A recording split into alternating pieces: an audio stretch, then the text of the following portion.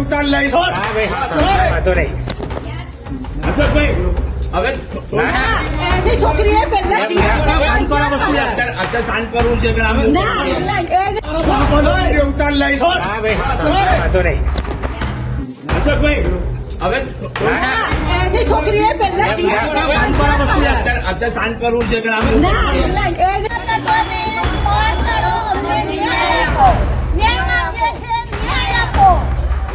લુખ્ખા તત્વોને સોસાયટીમાંથી બહાર કાઢો, બહાર કાઢો, બહાર કાઢો. અમને ન્યાય આપો, ન્યાય આપો, ન્યાય આપો. નમસ્કાર, આપ જોઈ રહ્યા છો યુટીસી ન્યૂઝ. કલાલી ખાતે આવેલ ડિવાઇન ગેલેક્સીમાં એક ઘરમાં અમુક લોકો ઘૂસી જાય છે અને એ ઘરમાં રહેતા લોકો પર હુમલો કરી દે છે. સમગ્ર ઘટના પર નજર કરીએ તો બાળકોનો એક સામાન્ય ઝઘડો હતો અને એ બાળકોના ઝઘડામાં આ સ્વરૂપ ધારણ કર્યું છે, જેના સીસીટીવી પણ ફૂટેજ સામે આવ્યા છે ને હવે તો ફરિયાદ પણ લખાઈ ગઈ છે.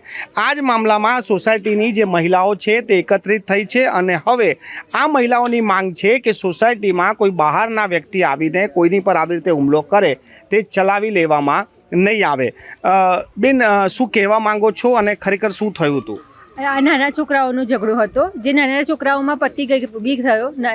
અમે લોકો એમને જઈને સમજાયું કે નાના છોકરા એકબીજા સાથે ઝઘડે, પણ એમની છોકરી 14 વર્ષની હતી. 7 વર્ષના છોકરાને એને માર્યું છે, તો એને અમે શાંતિથી સમજાવ્યું.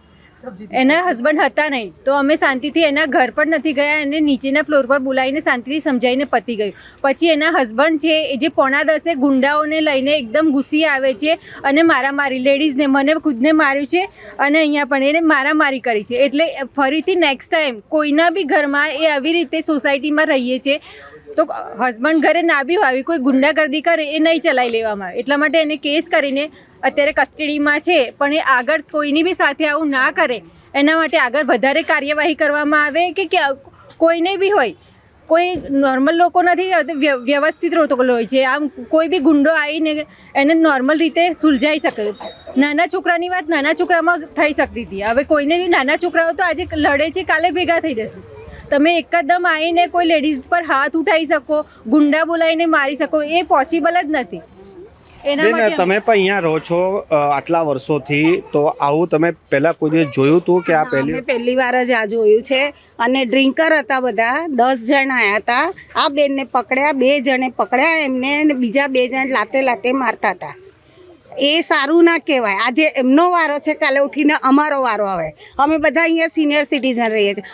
અમારું પ્રોટેક્શન શું? અમે એ કહેવા માગીએ છીએ.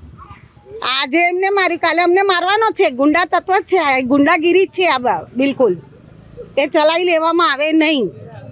તમને કેમ લાગે છે, કેમ આવું કર્યું હશે એમને? એ નાના છોકરાઓની વાતમાં વડવાર થઈ તો નાના છોકરાઓની અંદર મોટા એકદમ પેસવું જ ના જોઈએ, આવું જ ના જોઈએ.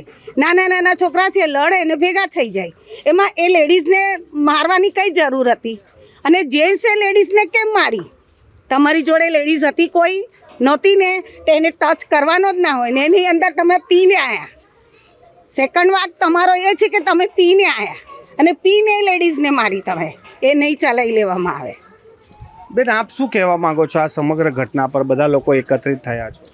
આ નાના બાળકો ડેલી રમતા હોય છે. મેં બી ઘણી ટાઈમ નાના બાળકોને રમાડું છું. બધા બાળકો સારી રીતે રમે છે, પણ આમનો કોઈ વાંક જ નહોતો. બધી પબ્લિકો, હું 2nd ફ્લોર પર રહું છું. મારી બી બેબી 5 વર્ષની છે, તો અમે લોકો ઘરે હતા, ધબધબ લોકો ગયા, ત્યાં લગીને અમને બધાએ મારીને બધું પતી ગયું હતું. એટલે પછી મેં બી છોડાવવા પડી હતી, પણ સામેવાળા વ્યક્તિ ડ્રિંકમાં હતા ને એટલા માટે એવું કીધું કે બેન તમે સાઈડમાં થઈ જાઓ, નહીં તમારું બી બહુ મોટું થઈ જશે એમ. તો આવી રીતે નાના બાળકના બાબત ઉપર નાના બાળકો લોકોને જ પ્રોબ્લેમ સોલ્વ કરવાનું હોય. જેન્ટ્સે આવી રીતે નહીં મારવાનું. આવું લેડીઝને આવીને મારી જાય એવું ના ચાલે. ન્યાય અપાવો. બેન, આપ કંઈ કહેવા માંગો છો કે આ જે ઘટનાને લઈને હવે તમે શું કરવા માંગો છો અને શું થવું જોઈએ? બસ અમે પહેલી વાર જોયું છે અને આ જોઈને આ ભાભી આવી પહેલ કરી તો અમે અવેર થયા છે કે અમારે પણ આવા તત્વો સોસાયટીમાં જોઈએ નહીં. કાલ ઉઠીને અમારા છોકરા રમશે તો આ હિંમતવાળા છે તો અમને આવું કર્યું. અમારા જેવાથી ના બોલાય તો અમે ઘરમાં ચૂપચાપ બેસી જઈએ તો આ વસ્તુ વધારે ને વધારે આગળ વધે.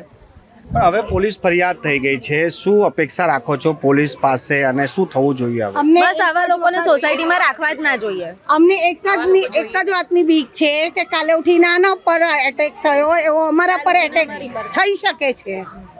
એના માટે અમે આ બધી લેડીઝ ભેગી થઈ છીએ. આનો કંઈ ને કંઈ નિરાકરણ આવવું જોઈએ. આવું વ્યક્તિ ગુંડા તત્વો અહીં ચલાવી લેવામાં આવે નહીં. અમારા સોસાયટીનું નામ બગડે છે. આ ગુંડા તત્વોને અહીંથી કાઢો, બસ એ જ ઝુંબેશ છે અમારી.